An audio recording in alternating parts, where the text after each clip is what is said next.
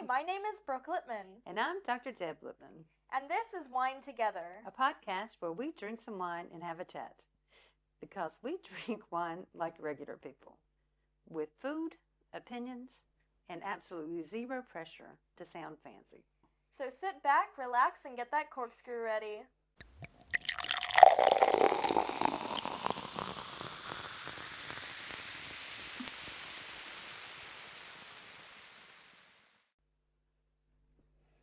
Wait. It's French. So it's what? Santé, right? Santé. No, is that right? Is that Italian? No, chin is Italian. Yes, santé is correct. Because salud is Spanish. Yeah, Santé. salud is Spanish, and yeah, Santé. Yeah, santé. I don't know. Oh, well. Maybe one day we'll get to France to drink some wine and they can teach us. Yeah, that sounds like a good plan. That needs to be on the bucket list, I think, definitely. Yeah.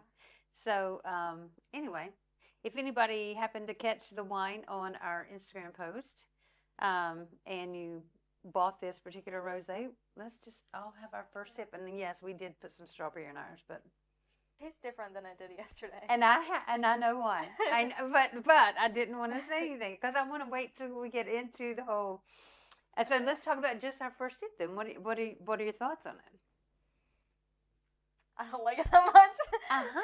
Okay, it's okay. I don't mind it because I like something kind of easy. You're right. It's kind of almost a sour taste. Mm-hmm. Would you say it's? Yes, I would definitely say sour. Okay, I definitely feel like it's a little sour, but I think once we have a few sips, we're going to be able to pull that fruit forward, and so anyway, I'm going to have a few more sips. I don't know about you, because why not? Yeah, definitely a little sweeter. On the backside, it's still sour for me, but not nearly as much as the first sip. You're going to have to get through this. You're going to have to. Yeah, I can drink the whole glass. I'm probably not going to have a second one. That's okay. So anyway. And it is, it's very young. It's very young. I mean, this bottle is vintage 2024. So, yes, it's probably a little young for drinking. And that might be that. Honestly, I think that is exactly why it tastes the way that it does. It has that sour flavor to it. Because I think this would be a really good wine. And we found out that it can be a really good wine if it's with certain foods. But I don't want to get into the food yet. I'm trying. Yeah. Okay. And so I think that, with first, second sips, I definitely don't have the fruit forward. Again, I think it's because it's so young. But, what do I know? I'm no sommelier. I'm no wine expert. But, well, you know what? I kind of am a wine expert. I can guarantee you I've had more than 10,000 hours of drinking wine. So I am a wine drinking expert. And I've talked about wine for pretty close to 10,000 hours. So, especially over almost 60. Well, I haven't been drinking wine for 60 years, but I'm about to turn 60. So I would say, I remember tasting wine because my parents let me taste it when I was really, really little.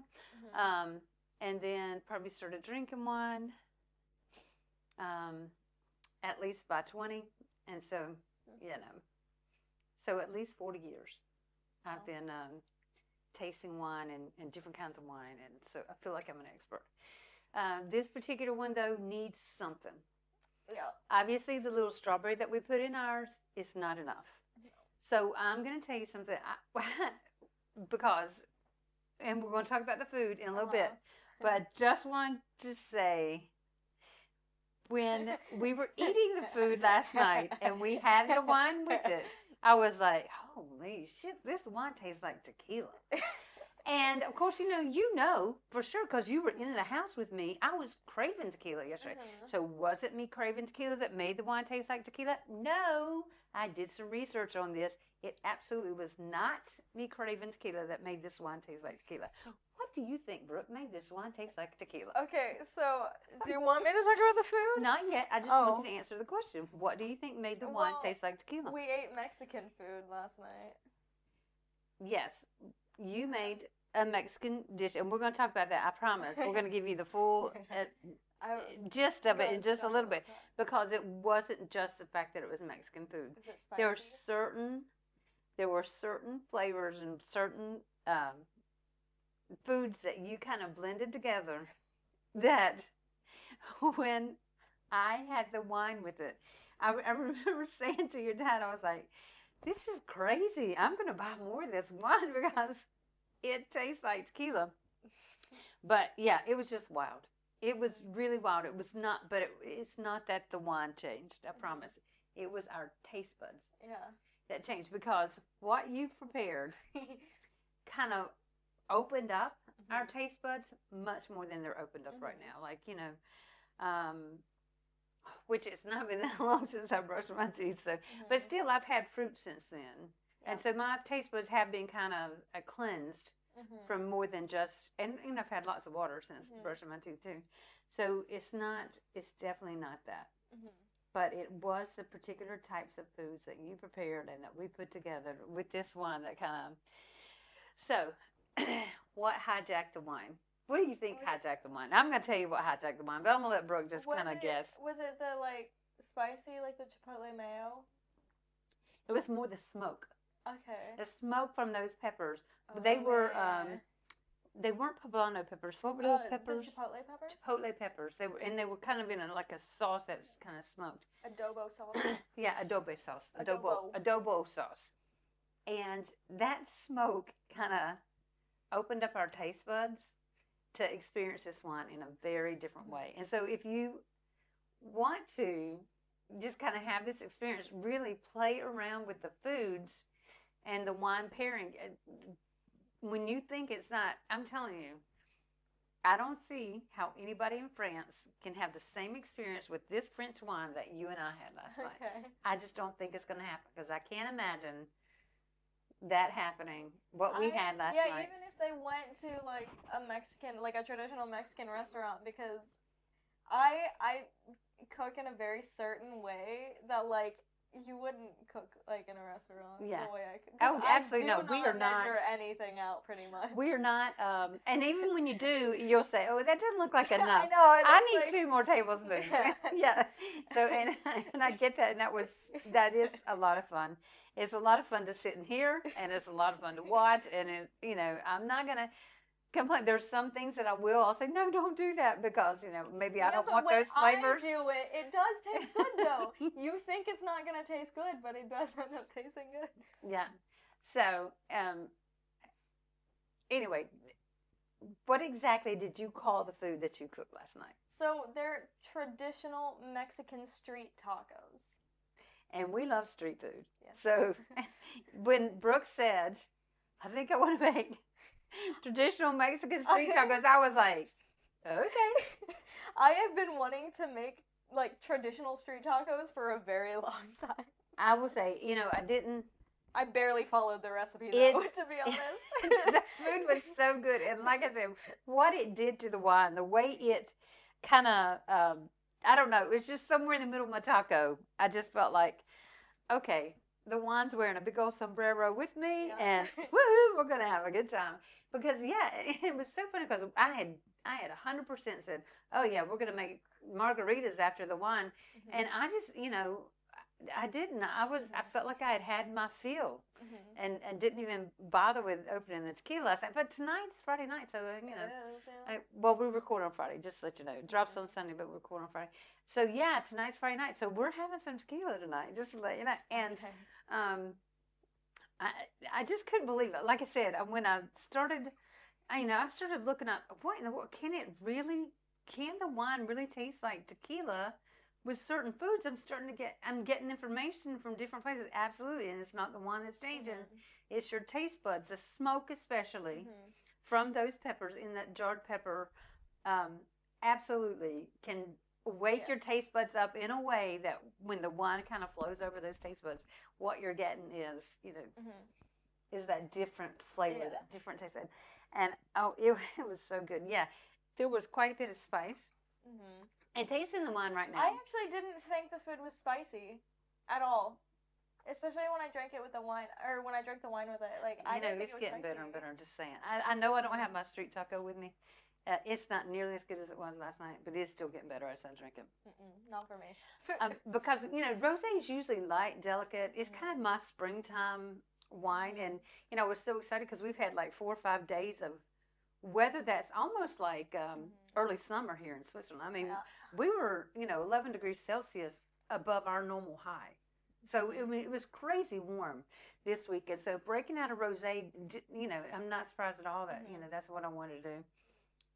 But the way you paired it with something that was so abnormal, honestly, I would have been happy with a salad or fruit salad, any kind of, just raw veggies with the rosé would have been perfect with me. Some cheese and not only that, but you used feta cheese instead of a traditional cheddar or what's that manchego? No, cotija is Mexican cheese. Yeah, that's the one I wanted. Similar to feta, but we can't find it. Yeah, and that was the one I wanted. But so with the feta, I thought this is so good, and your dad was like, "This is really good," and it was good. And so you didn't find it spicy, but I felt like the chipotle mayo was a little spicy. I felt like the peppers Did you get a pepper in your chipotle mayo? I think maybe. Also, I will say that the chicken that was kind of seared or cooked with the chipotle peppers, that smoke in them, I really only tasted the smoke, and which is okay because I like smoked meats and smoked veggies. So to me that was really good. The chicken specifically is called chicken tinga, which I don't know what that means, but I was gonna do more research and then I just didn't have time. But well, let's talk about the salsa that you made with it. Oh, the pineapple salsa. Okay, so the reason I did that, yes, so it was not part of the recipe. That was something I wanted to do differently because, can I talk about why I chose Mexican food first, and then I'll get into the salsa? Because I've been dying to hear this because you teased me with it, and then you wouldn't tell me, so I've been waiting to hear it. I was looking for like pairings for this rosé specifically. I couldn't find anything because there used to be a website that had it, and that link no longer exists. So I couldn't look at the food pairings. So then I just looked up rosé, and then I found this website like from a sommelier. It had a specific rosé, but it was saying like in general terms about rosé. This is the paragraph that it has. Rosé makes for an excellent pairing when you need a crisp, high-acid wine with plush red fruit flavor. This rosé in particular, the one that is on the website, which is not the rosé we have, is made from Grenache, which gives us a brilliant hue and bright fruity flavor. Pair this wine with seafood and bright flavors. I didn't want to do seafood again, though. That was my thing. I was like, I don't want to do seafood again. And then it says, best Mexican food pairing for rosé, seafood tacos and fruity pico. Who doesn't love pineapple pico? And I was like, and so, anyway, specifically, that's why. There was something at the beginning, and then a different website that I saw that said you should pair Mexican food with rosé. I can't remember what the website was because I went away from it. But anyway, so the title of this article, 8 Sizzling Pairings for Wine with Mexican Food. Okay.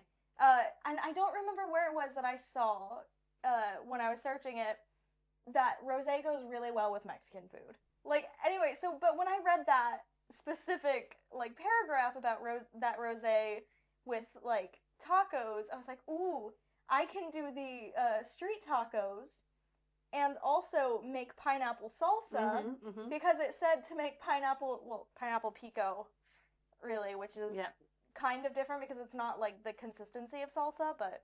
Yeah, we didn't put tomatoes in this. No, there was no tomatoes. But it was really good. And like the fruity was perfect. And then when I was almost done with making the pineapple salsa, I was like, oh, I should make that chipotle mayo from that pizza recipe that we made. So I did that because we already had everything for that.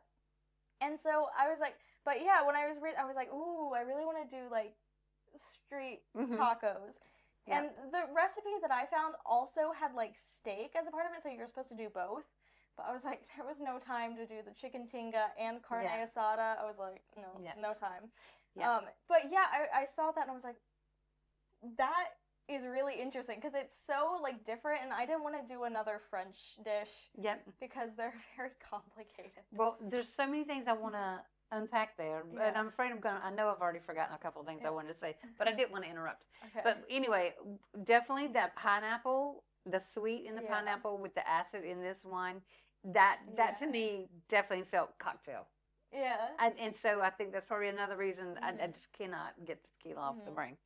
But I also thought, when, oh, gee, I knew I was going to forget what I was going to say, but it's okay. It really is okay. I think that, I know what I was going to add about the roasted corn you made, Oh yeah, I because forgot that the brought corn. out the Yeah. sweetness in that corn after you roasted it in a Mhm. skillet, along with everything else, and Mhm. a sip of this wine. It was all such an excellent Mhm. blend. Yeah. And I don't know. I don't think we could have done any better with Yeah. this, and especially with this being such a young wine, and Mhm. it's kind of hard. You know, Mhm. we were trying to, we try to watch our budget with Yeah. the wines that we buy. So a lot of the This wines one is we're a little buying, more expensive. it was actually more expensive, We went to a but it was wine store so though. young. Yeah. That's probably why, because it was in that particular store. But I think that, when we buy the younger ones, the reds are easy to deal with because you can just decant them for 45 minutes to an hour, and it kind of brings the fruit forward.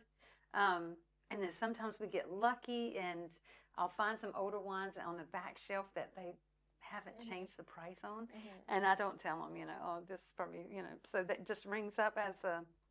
as the younger ones, because our Mhm. stores don't necessarily pick up on stuff like that. So we get lucky sometimes. I mean, we've had some really good Mhm.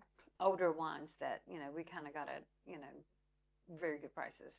But this was this one is yeah, we paid a little more than we normally pay for it, but it still was not expensive. Nothing like what you're paying in the U.S. Yeah. For a good bottle of wine, a Mhm. good European bottle of wine.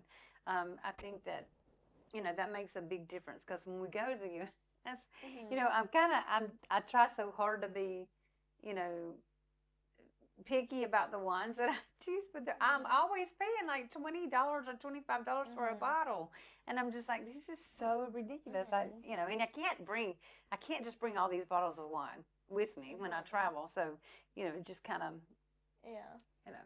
But I have to say, going into this yesterday, that my expectation was really spring flavors. Thinking it was going to be like Mhm. the early fruits of the springtime, early summer, and I didn't get that. But I didn't get it in a very surprising way that I was so Yeah. pleased with. Mhm. So because of that shift with what we paired it with. Yeah. So, mm, mm, mm.